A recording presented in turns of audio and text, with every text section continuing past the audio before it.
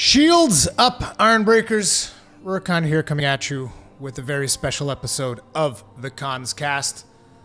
This time around, the Cast is going to be about doing a bit of a wrap-up at this year's E3. It is being recorded live on Twitch with a live audience, which is where you should have been if you wanted to catch this stuff live. It will be uploaded onto YouTube later. So we're going to be talking about pretty much everything that I cared about in this year's E3. And I think pretty much most of the things that actually matter.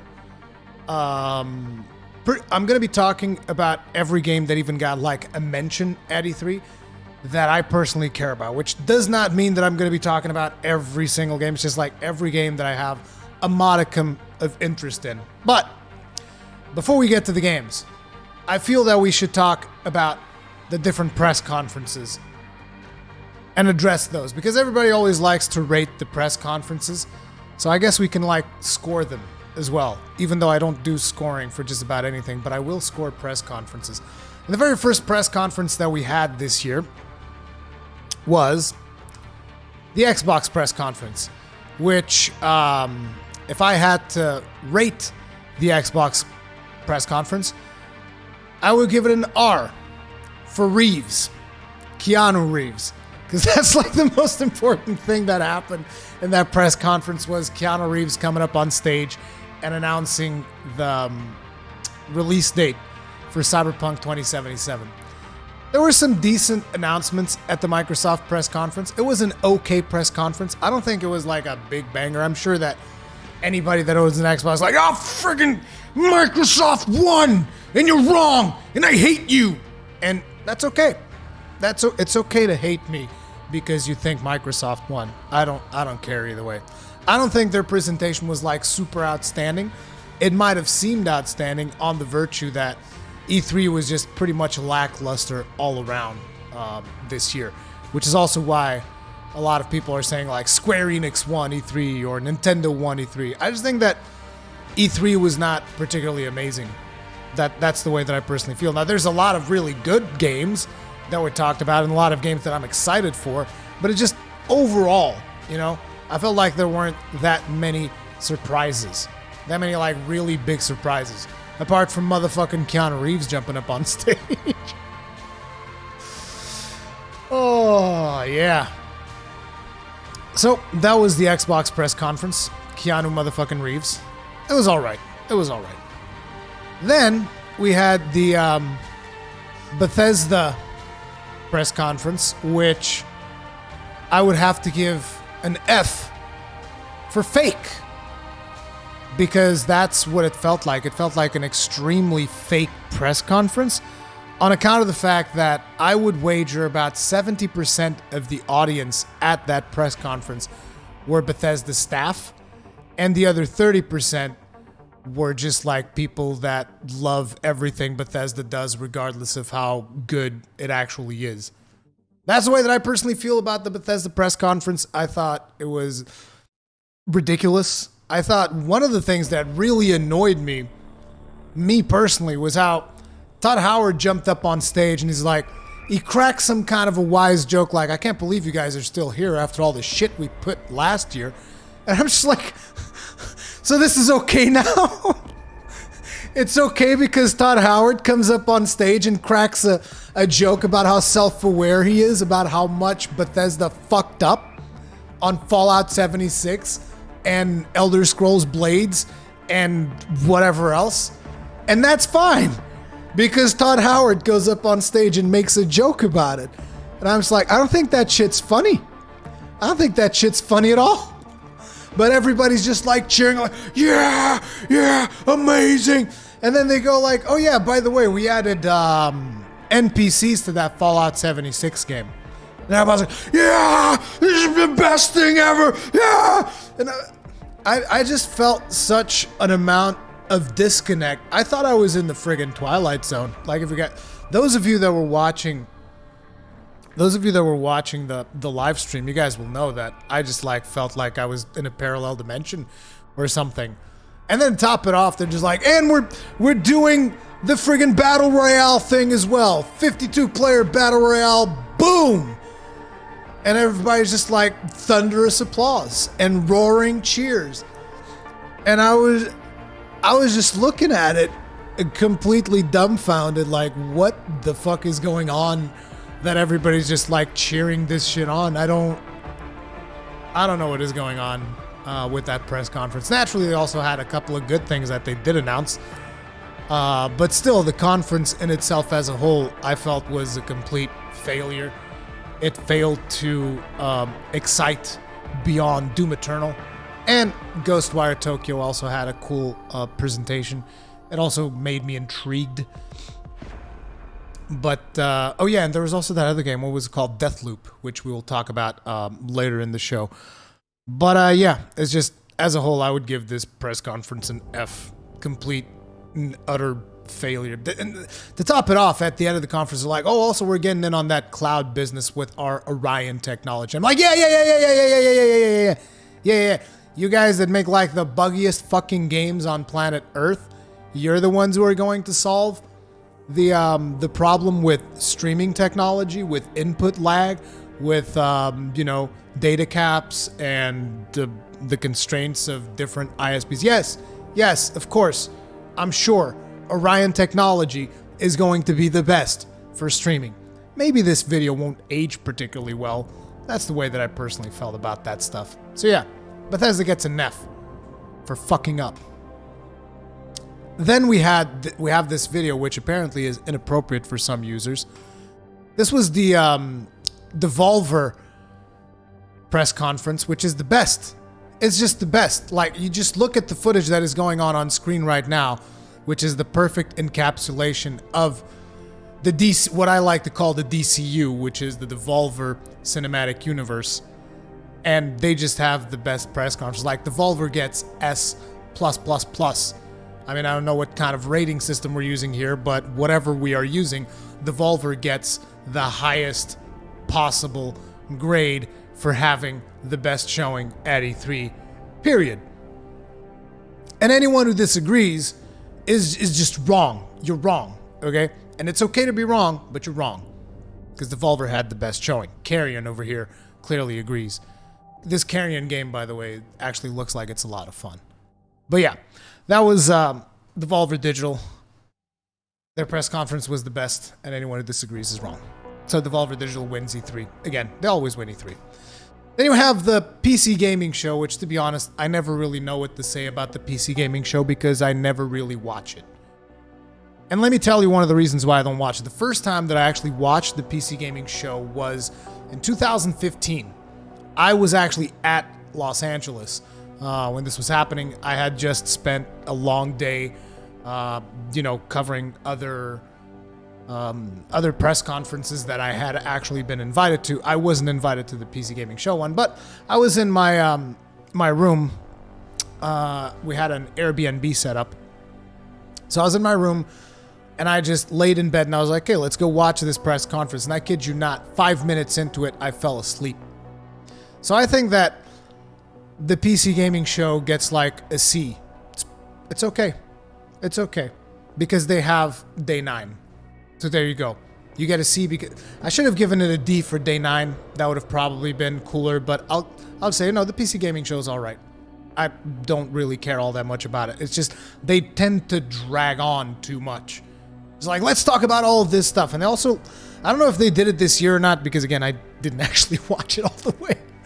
But they tend to like spend a lot of time with their sponsors on stage talking about the hardware and products and stuff. And usually what I care about E3 is like the games. Give me the games. I'd be surprised if there wasn't like a segment of them just talking about AMD hardware, which pretty much has always happened on the PC Gaming Show, I think. But yeah, it was all right. Oh my, what can I possibly talk about this next one? The Ubisoft press conference. The Ubisoft press conference gets a G for garbage, because that's pretty much what I thought their press conference was. And not only that, but I haven't really followed up on this particular situation, but I know that Ubisoft got Woody from Beat 'em Ups. Not sure if you guys know him on YouTube. He does a lot of Nintendo Switch coverage. But he was covering all of the press conferences on YouTube. He was live streaming the stuff on YouTube, and Ubisoft like gave him some copyright bullshit, which apparently they had already done the year prior. Like they gave him some nonsense strike or whatever it was. And that pretty much prevented him from live streaming the rest of the E3 press conferences on YouTube, because apparently he badmouthed the Ubisoft press conference. Well, there you go. See, this Ubisoft is what we call the Streisand effect, which is you try to silence somebody and it just like enhances their message. And now you'll probably have way more creators talking about this shit and letting you guys know that your E3 press conference was garbage. It was not good. I mean, the thing that you're watching right now is actually a TV show that was announced during the Ubisoft press conference. And I'm just like, what is this parallel universe where we're talking about TV shows as opposed to games? E3 is about fucking games, dude. Games. Give me games. I don't want to hear about some random ass TV show that you're working on unless it is somehow connected to a game, which was not the case. This is just like, no, we're doing this TV show. It's about video game development. And I'm like, who cares? But to top it off, most of their showing was just pretty poor. And you guys will see, because there aren't actually that many Ubisoft games on my list of games that I care about for this year's E3. So there you go. That was the Ubisoft show. As a matter of fact, the Ubisoft show was so bad that at this point, I was like, dude, I think I'm just going to give up on E3 and I'm going to go to bed. But I endured, and we got to watch the Square Enix show, which apparently is also inappropriate for some users. I wonder why. What did they show that could have been that could even be considered inappropriate for some users? I don't know. I don't remember not Ubisoft. I don't remember Square Enix showing anything particularly terrible.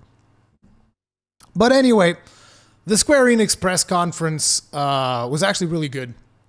It was really good because, and it gets an F, by the way, an F for Final Fantasy VII. It was good. It was a good press conference because they showed us some Final Fantasy Remake, and I know that not everybody's super excited about Final Fantasy VII Remake. I personally am, because I never played the original Final Fantasy, so this is going to be a chance for me to like experience that story in a different way. In a lot of ways, I think it's going to be great because I don't know the story, so I'm going to be experiencing all of the twists and turns of the narrative first time. The problem being that with Final Fantasy VII, actually, I'll talk more about Final Fantasy VII when we get to the games bit. But yeah, it's like Final Fantasy VII, great showing, but not just that. They also showed a couple of more interesting things. I don't remember everything they showed, which is why I have like the games lined up, so you guys will see the stuff that I cared about from them. Naturally, they also showed the Avengers game, and we'll be talking more about that when we get there. But yeah, they had a good showing as far as I'm concerned. And then we followed that up with the Nintendo Direct. And again, a lot of people arguing who won E3. Was it Nintendo? Was it Square Enix? I just think that E3 wasn't all that great to begin with, so winning this year's E3 is not something to be mega proud of. It's just more like, who didn't fuck up? That's the way that I look at it. And Nintendo gets an N. An N for No More Heroes 3, which was potentially one of the most surprising things that I did not see coming, was No More Heroes 3 getting announced at the Nintendo presser. And I'm a big fan of No More Heroes, so there you go. That probably has me somewhat influenced in that regards. But not just that, a lot of the games that they've shown are actually games that I'm super pumped about. And they also revealed Witcher 3 for the Nintendo Switch, which even though those visuals look like friggin' Minecraft, it's still good that more people get to experience Witcher 3. So there you go. But Nintendo's presentation was pretty good. It was pretty good. Square Enix was pretty good too.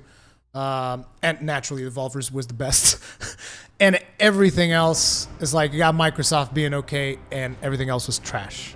So there you go. Those are my thoughts. Anyway, let's talk about the games that I actually care about. If you guys have not been following the daily recaps, if you guys don't know all of the things that have been coming out at E3, these are the games that were spoken about, and these are the games that I'm most excited for. I tried ordering this list, but it's not really in any particular order, simply because I was like, dude, there's a lot of these games that I don't know a damn thing about them at this point. We haven't even seen gameplay, so I can't really order a list where the only thing that I really have is like cinematic cutscenes and CGI and stuff like that. Anyway, first game on the list has to all naturally be... Why is this... Hello? Can I, It's just straight up... Oh, I remember. I know what's going on. Give me a second. Aha! You have to turn on loop. You have to turn on loop every time. I don't know what the deal is with that. But anyways, the first game that we got to talk about is naturally Iceborne. We saw some new gameplay for Iceborne. We saw the game being played. You guys can watch that on the Monster Hunter Twitch channel if you are curious. I'll probably be seeing some more of that gameplay, seeing if there's anything that I really want to break down. But most of the stuff is stuff that we talked about from the individual weapons. They showed us some new moves. They showed us Astera.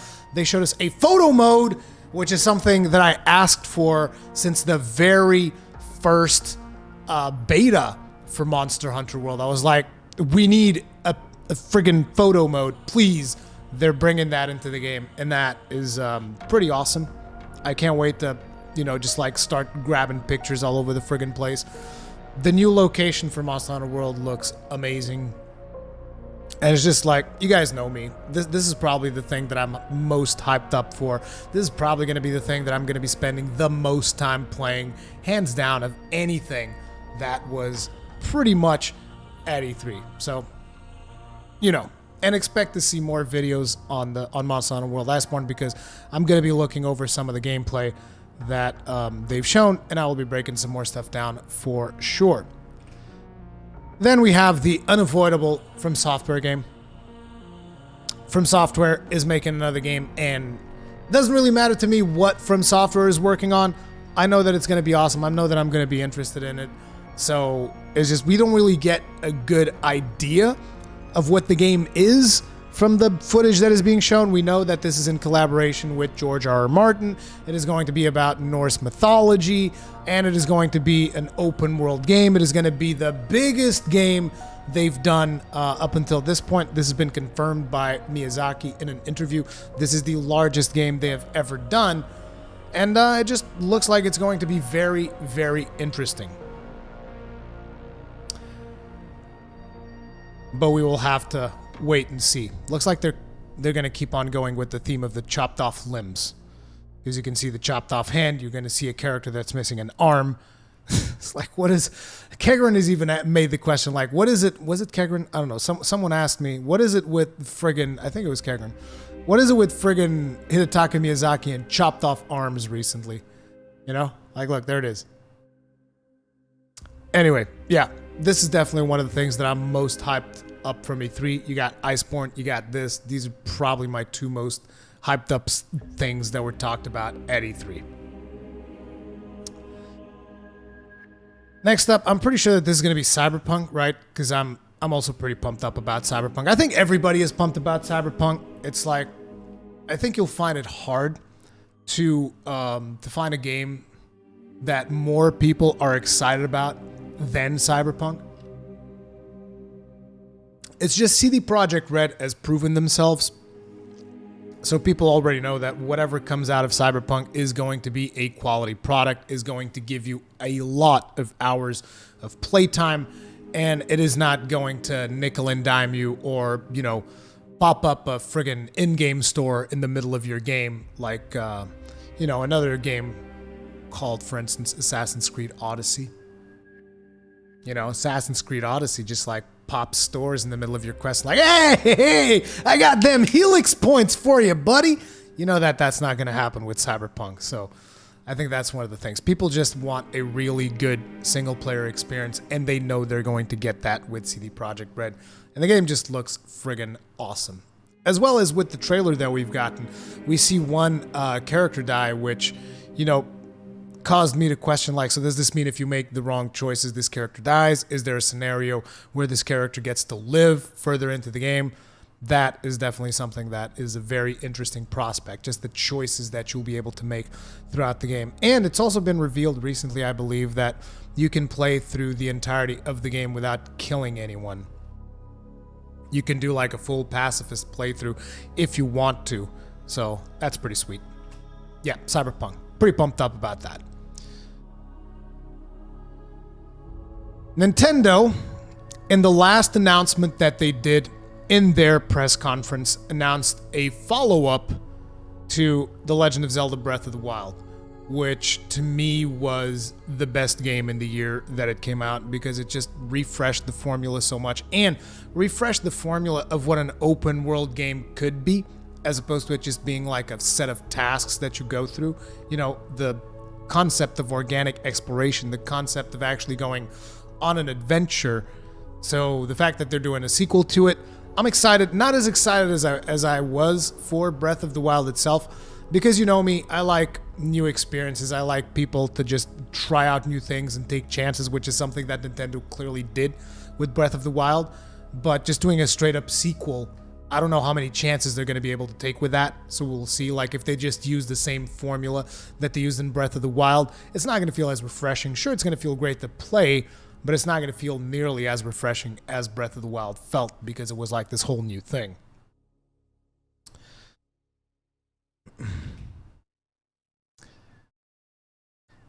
Next up, we have Final Fantasy VII. Like I said, I wanted to talk a little bit more about that because basically, initially this game was announced as episodic.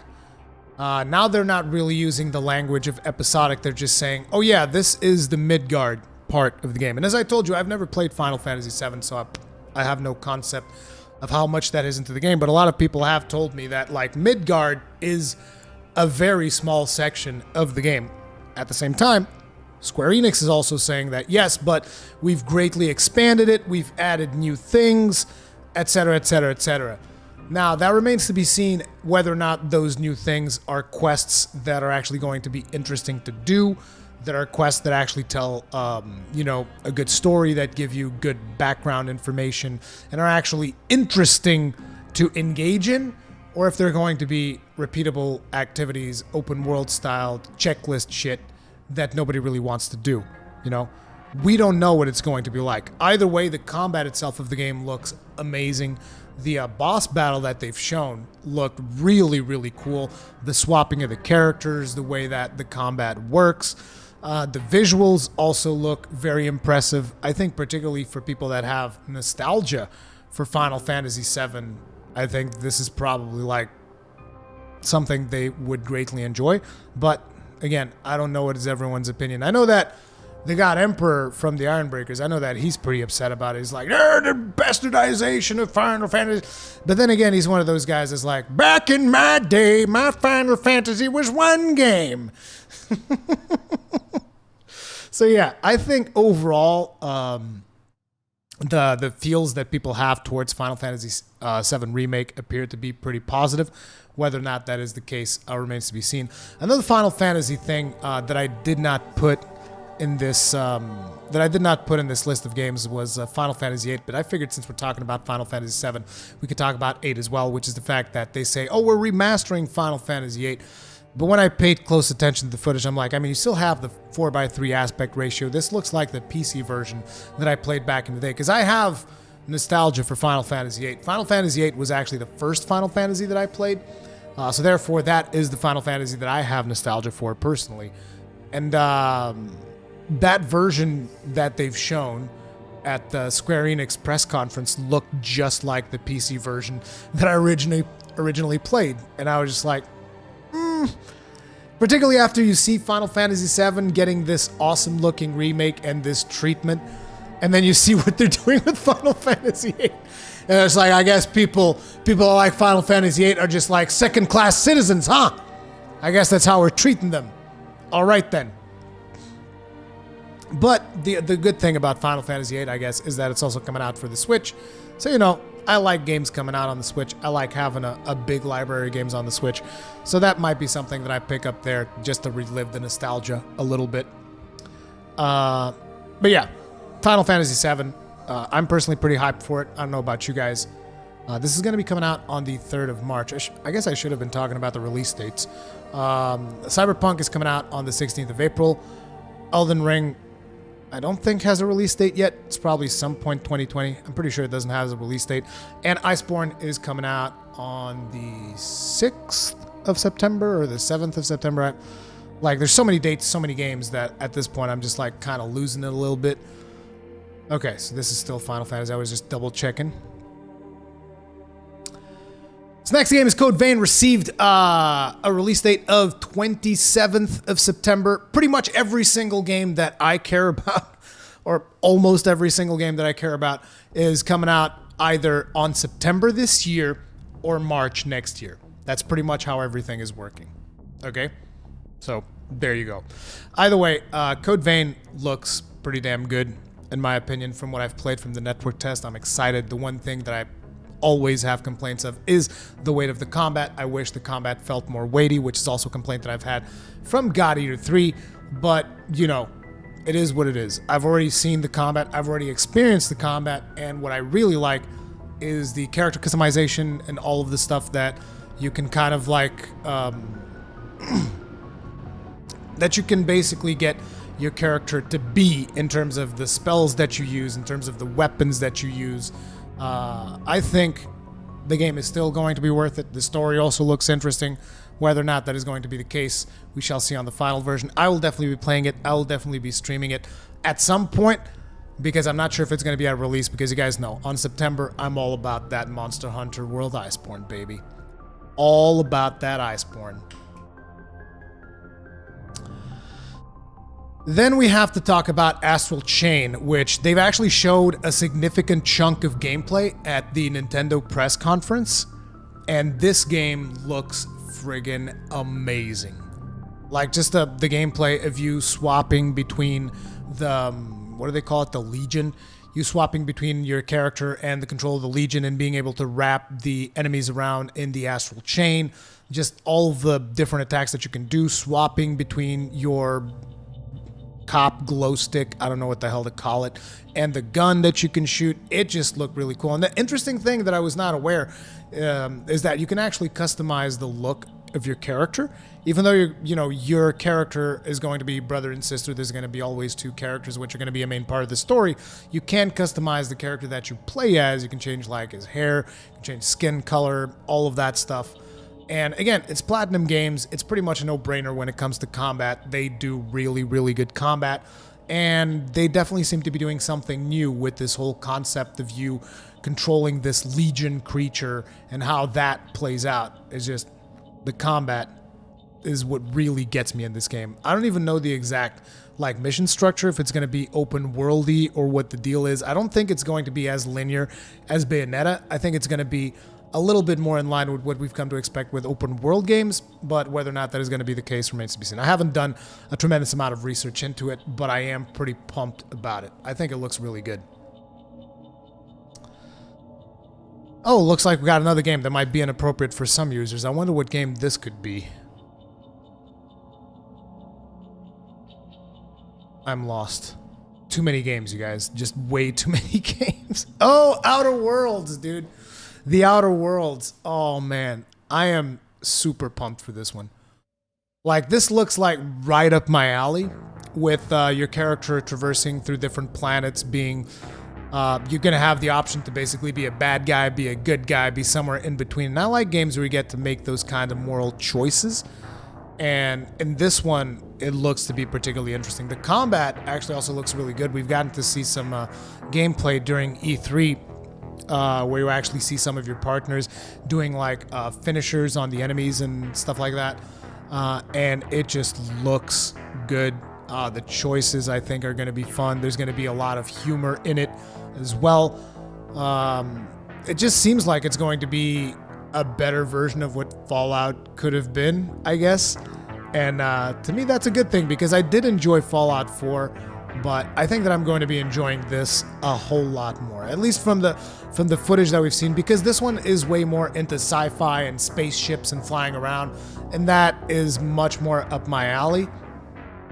And the choices that you can make, like they show here with this guy, that you kind of save him, he gives you a gun, and then you can turn around and blast him in the face. Bam. I don't know. I think that this one is going to be a really solid one. Whether that is going to be the case or not remains to be seen. And I do know that particularly people on the PC are going to be very upset, because this game is going to be a Epic Store exclusive. it is what it is. I'm personally probably going to be playing it on PS4, but either way, it just looks like a really solid game.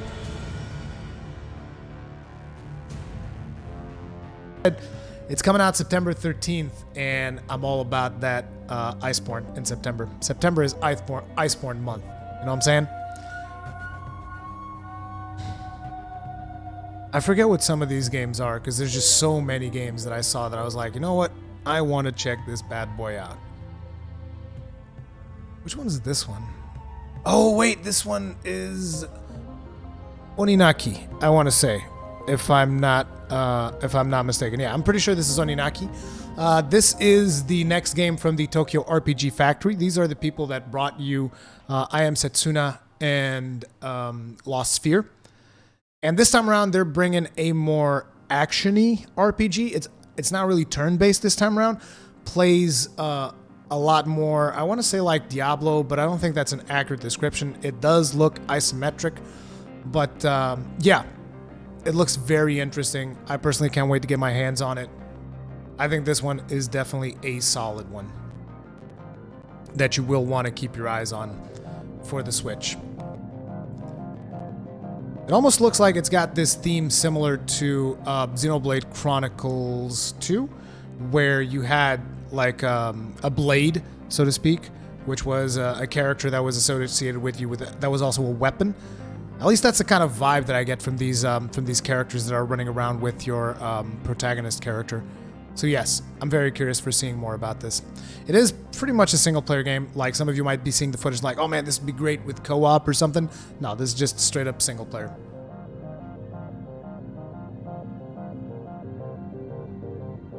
And again, this is not in any particular order. Do remember that. This right here is Tales of Arise. I pretty much like all of the Tales of games, even though I rarely ever finish one of them, but I do enjoy the gameplay. And this one looks like it's going to be a bit more action-y than what we're used to from Tales. At least from the bits of combat that they showed in the trailer, it looked more action-y than normal. But either way, I'm very curious for checking it out. Looks good. It's a Tales of game. I like Tales of games, so there you go. Pretty much a no-brainer for me.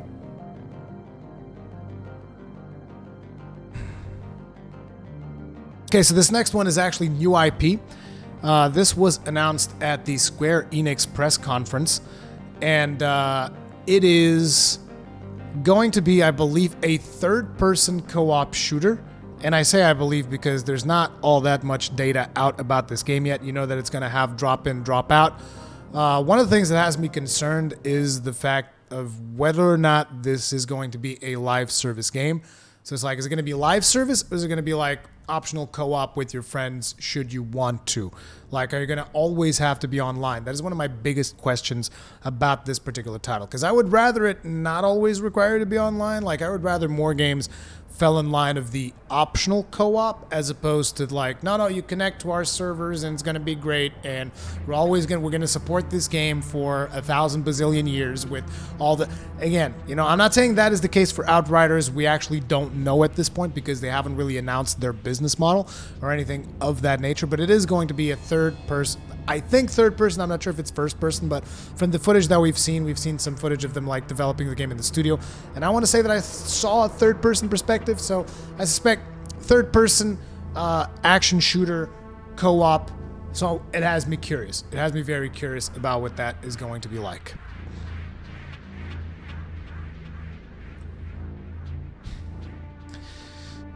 Next, we have a game from Bethesda, which I know I said that the Bethesda press conference was pretty bad, but that doesn't mean that there weren't any good games on there. And this right here is Deathloop. It is a game where apparently two characters are locked in eternal conflict and they keep killing each other over and over and over. One of them wants to kill the other character in order to break the cycle, in order to break the death loop, whereas the other one wants to kill the other character in order to preserve the cycle, to preserve the death loop. And, you know, it's just a concept that I think will be interesting, because basically whenever one of the character dies, like, it seems like time resets and they just do it all over again. So I'm very curious to see what kind of a story they will tell. And also, this is from the developers that made Dishonored as well as Prey. So, you know, it could be an interesting game. Very curious. Very curious to see what this is going to play like. But yeah, they only gave us a CGI trailer, so I don't actually know what it's all going to be about. Okay, so next we have something that was actually shown at the PC gaming show, and this is called Starman Sir. It's called Starman Sir. The description that people have given this is Dwarf Fortress in Space. And I don't know, there's just something about the management style of this game, of you developing like a space station and then using that space station to navigate through the universe and kind of like encounter other people that you can interact with, and you know, other crafts and stuff like that. It just seems interesting to me. Whether or not that is the case, again, remains to be seen. This is going to be a PC exclusive. I really wish this game would come to the Switch. I think this is like a perfect game for the Switch, but you know, between what I think and what the developers want, there's always a difference. This right here is Link's Awakening. I think this is pretty much a no-brainer. A classic remake of a Zelda game, and it looks gorgeous. The art style of this game you just want to pick up stuff from the world and friggin' eat it. Like, I could eat that pig right there. See that pig right there? I'd pick it up and I would eat it, and I'm pretty sure it would taste like caramel. 100%. That right there is a caramel pig, and I would eat it. But yeah, I just think that this one's going to be a pretty fun game. This one naturally is going to be coming out on the Switch, and it looks pretty cool. It just looks like an old school Zelda that anyone can enjoy, literally. Like, I would hope to try and get my son into this game. But yeah, it's Link's Awakening. I think this is another one of those no-brainer games that pretty much anyone that has a Switch is going to get this.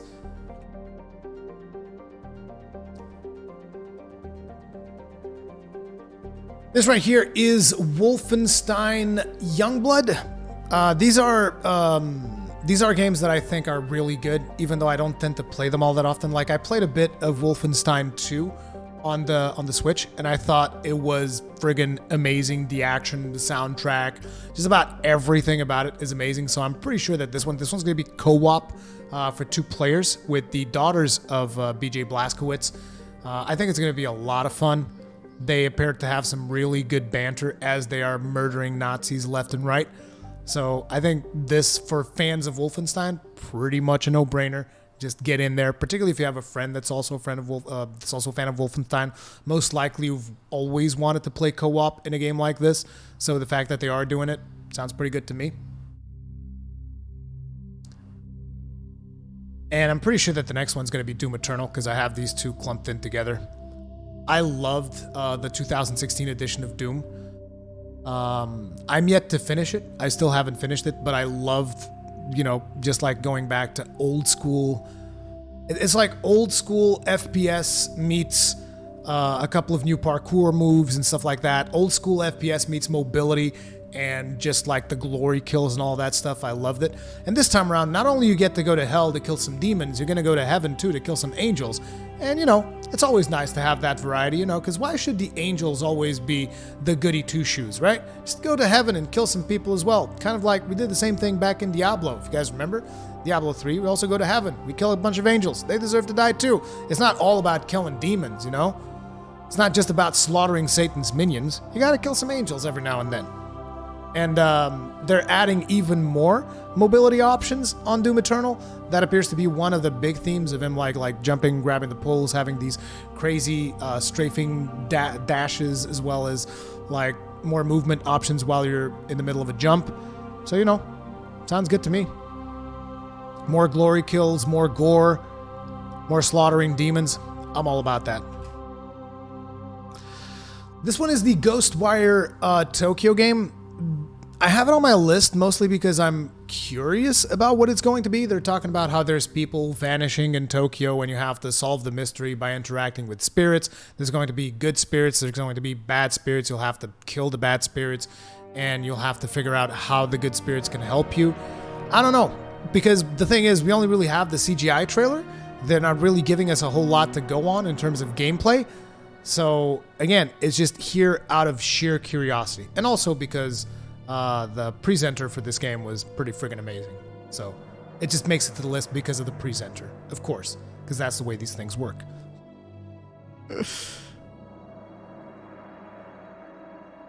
This is a game that actually did not show up in any of the major press conferences, but it is a game that has received like an E3 trailer and whatnot. And one of the descriptions that I've heard about this game is like it's Bloodborne but a third-person shooter, and I'm like, oh, that looks good. It's also co-op. You will be playing with multiple players. I believe there is some procedural generation there in terms of like enemies, in terms of some of the maps even have like stuff that changes dynamically. It's not, I don't think it's full procedural generation for all of the maps, but there is some procedural generation in there to ensure that you're not always doing the same thing. But it is also a crafting game, so you're going to be killing stuff, grabbing materials, crafting stuff, upgrading weapons, and I don't know, I just think it looks interesting. And to top it off, I believe, at least last time I checked, this is going to be a buy the game instead of like actually free to play. Because a lot of the stuff that I talked about almost makes it sound like, oh, it's going to be a free to play type game. No, you're going to buy this once and you're going to be able to play it. So I'm cool with that. Hopefully it's not going to have to be like always online type of deal.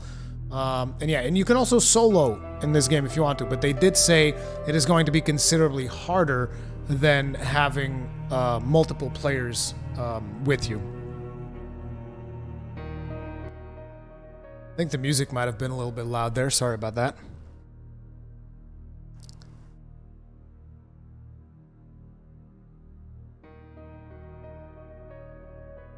And then we have the Avengers game. And we got to talk about this one. We got to talk about the Avengers game because I almost feel like they tried pulling a fast one on people, and I think a lot of people don't realize that this is hands down going to be a live service game. The way that they show it, most of their talk about what the game is going to be almost makes it seem like, oh, it's going to be like Spider-Man on PS4, right? And I don't think it's going to be the case at all. I don't think it's going to be like Spider-Man PS4 at all. They're going to have, a campaign where you are going to be playing every single one of the Avengers that is depicted here, which is not all of the Avengers, but it is just the Avengers that are depicted here. And you're going to be playing through that campaign. You're going to be doing all of that. And I think the campaign is going to work kind of like a tutorial to introduce you to the mechanics of each of the characters and all of that. And after you're done with the campaign, they're going to, put you on their gameplay loop, which is most likely going to include like daily activities, weekly activities, like complete 7 missions as Iron Man, perform combos with the Hulk, I think that is the type of gameplay that they will be introducing after you are done with the campaign. Because they specifically said, oh yeah, we want you and your friends to, unlock more Avengers, and you're going to have this ever-growing roster of heroes in your midst, and you're going to be mastering the abilities of each of the Avengers and all of that stuff. So, yeah, I'm pretty sure that while you will have a campaign that is going to be resembling something of a single-player game, but you will still be able to play it co-op. Once you are done with that, they're going to try to rope you into a live service game, which isn't, don't get me wrong, I'm not saying that is a bad thing. I'm saying that in the past, we've had quite a few of those that have been pretty shitty, like Fallout 76, like Anthem, which is, again, I still love the gameplay of Anthem. I want to make sure that people understand. I love the core gameplay of what is there. It's just everything around that gameplay that makes that game kind of suck. That is the problem. But either way, I mean, maybe they can pull it off. We don't know. One of the things is for sure, the first time that I watched the presentation, on the very first section, I was like, oh yeah, this is going to be like single player type stuff. And then they're like, oh, it's going to have co-op. And I'm like, oh great, single player with co-op.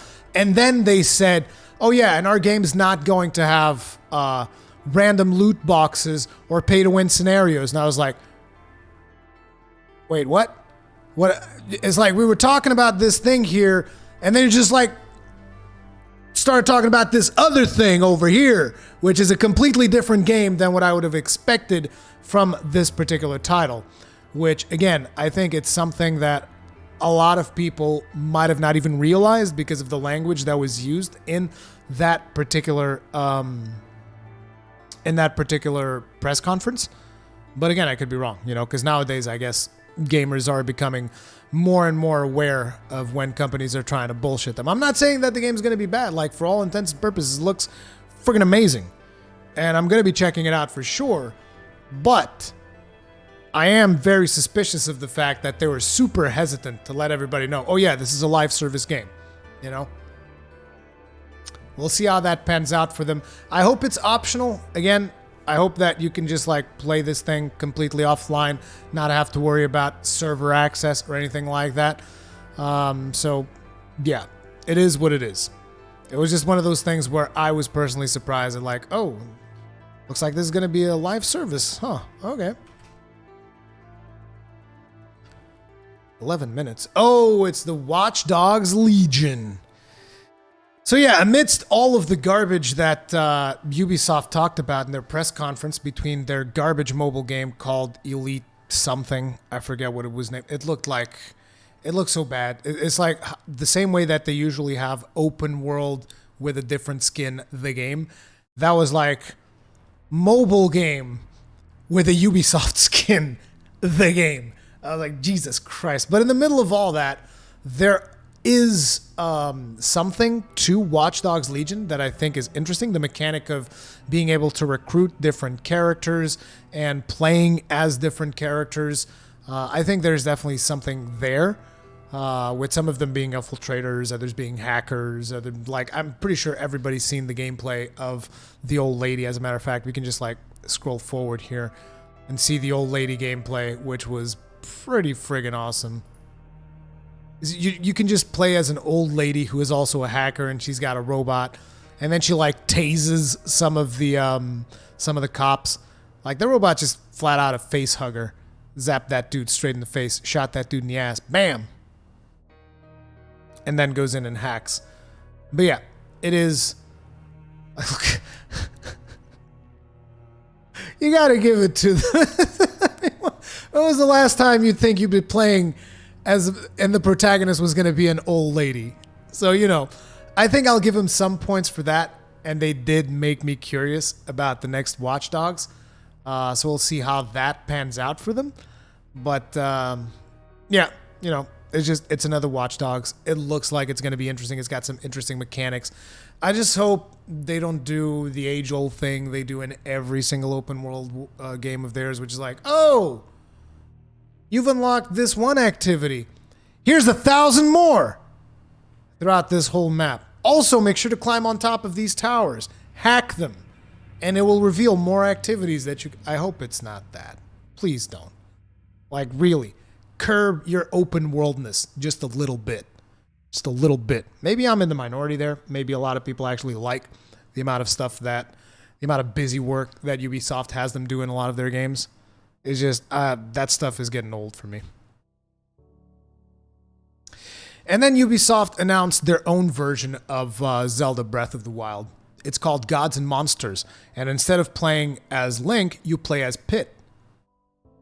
So it's Breath of the Wild Pit Edition, I guess.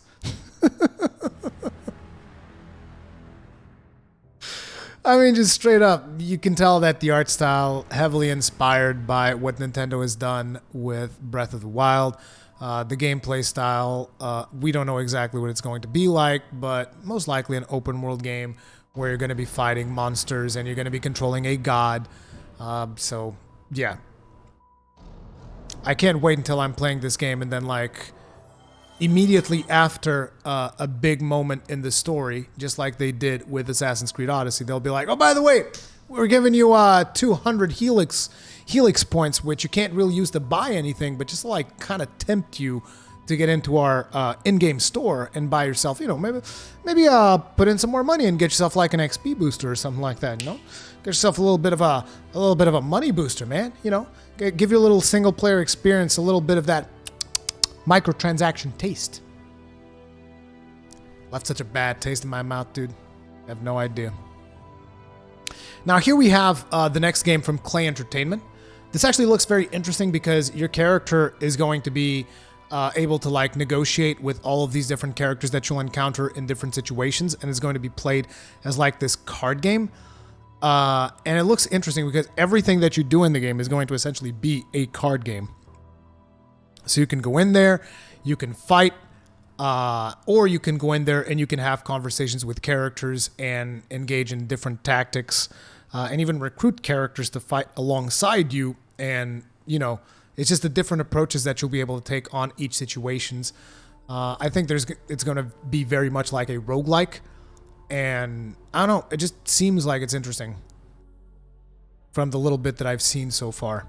The fact that you can kind of like negotiate your way around conflict. I always like games that give you diplomatic ways to do things, and it's not everything about combat, but at the same time, still give you that option for combat. So it's like, if you like the way a conversation is going, you can be diplomatic about it, or if you don't like the way the conversation is going, you can beat the crap out of someone. And this game looks like it's going to give you a lot of those choices.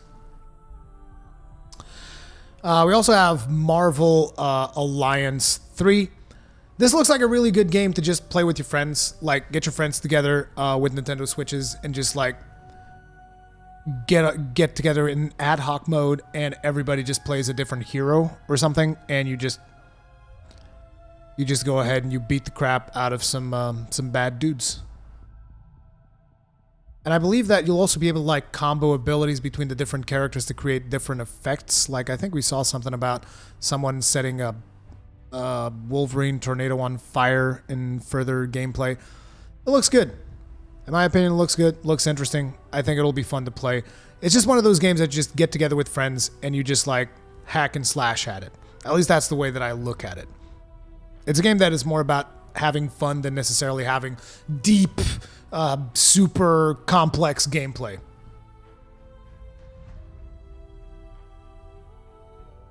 Then we have Baldur's Gate. Now, unfortunately, we don't know that much about this. The reason I'm putting this here is because it's by Larian Studios, and Larian Studios has done phenomenal work with Divinity Original Sin, and if you disagree, you're wrong, and that's okay, you can be wrong. But the fact that they're the ones working on Baldur's Gate 3 means that I'm probably going to be interested in Baldur's Gate 3. Looks extremely interesting. They're talking about making the best Dungeons and Dragons games ever made, and I believe that they're going to be able to pull that off. And as someone that likes Dungeons and Dragons, I think this is going to be something that I will want to experience this time around.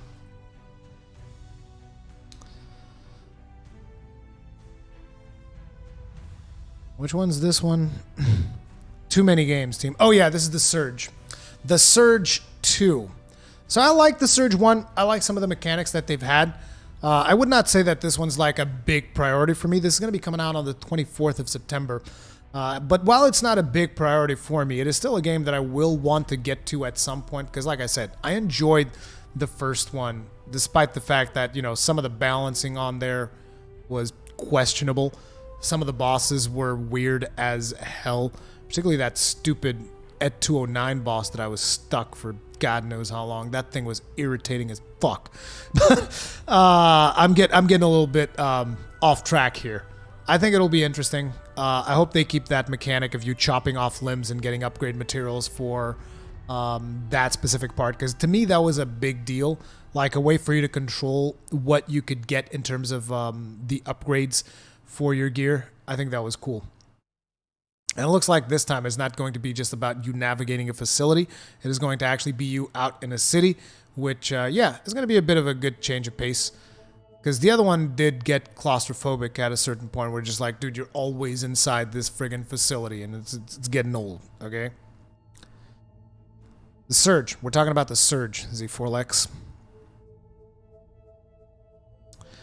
And then what is this? Okay, so we're back to the press conferences. Those are pretty much all of the things that I'm hyped up for from this year's E3.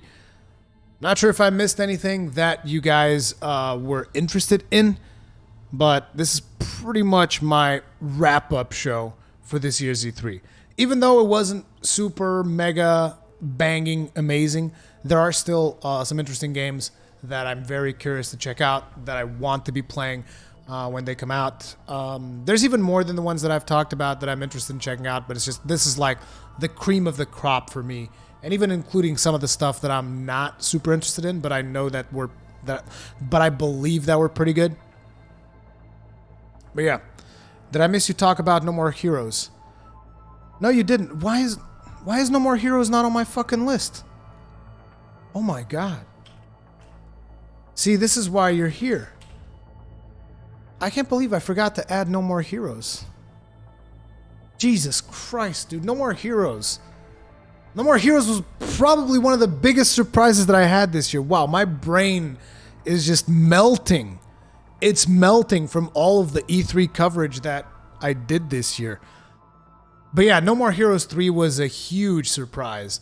And the interesting thing was that as the trailer was coming on, it's like I recognized this and I thought to myself, man, this looks like some Travis Touchdown shit. But then I looked at the character, I'm like, he looks nothing like Travis Touchdown. And I'm like, but even his mannerisms are like Travis Touchdown. And then eventually he goes up, and once he removes the suit that he's about to put on, then you see that it is Travis Touchdown. That blew me away. Because it's going to be a proper sequel to No More Heroes, as opposed to, you know, the other thing that we got last time that I personally didn't really care about all that much. And I hope they bring No More Heroes 1 and 2 to the Switch as well. Because I only ever finished No More Heroes 1. I would have liked to have finished No More Heroes 2. But unfortunately, that never happened. And the cool thing that I've also read in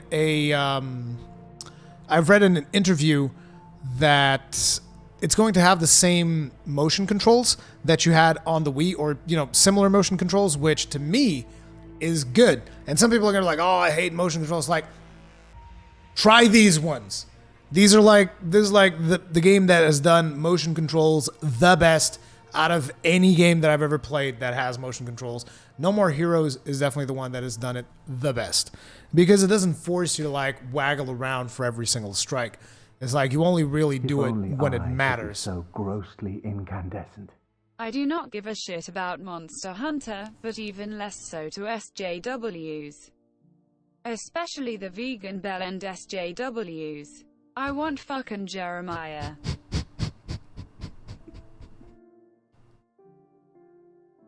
God damn it, Paven. You know, I'm uploading this shit onto YouTube. Paven B, thank you very much for being grossly incandescent for 26 months. Tip of the hat to you, sir. Appreciate the support. But yeah, a couple of things that I would have liked to have seen, particularly from the Nintendo field, that we didn't see. Metroid Prime Trilogy would have been amazing. Tokyo Mirage Sessions for the Switch. Xenoblade Chronicles X for the Switch. Hell, Xenoblade Chronicles, the first one for the Switch, would have been amazing. None of those were revealed, and that was very disappointing. I really wish that some more of those would have been revealed.